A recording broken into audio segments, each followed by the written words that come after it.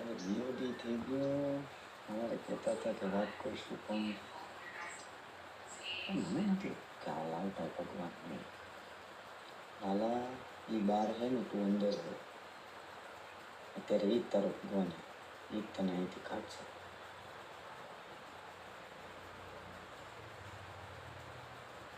હું કહું, તમે કાલ કહેતા હતા કે સવારે વાત, તો સવાર પડી, હવે કાઢી દો ને મને.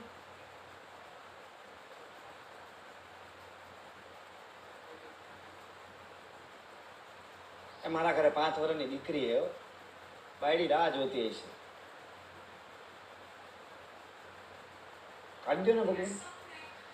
હવે તને એ લોકોની યાદ આવી? હું ચોરી કરવા આવ્યો તો, રોજ દારૂ પીને ઘરે જતો હતો, ત્યારે તને એ ભગવાન, તમે હે ને યાર ખોટી કે સેટું કરો માં અત્યારે.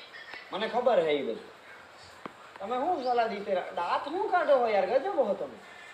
મારા બા હે ને, નાનો હતો ને ત્યારે મને એમ કહેતી કે બેટા તું જ્યારે ભરાઈશ ને મુશ્કેલીમાં, ત્યારે ભગવાન તારી મદદ કરવા આવશે.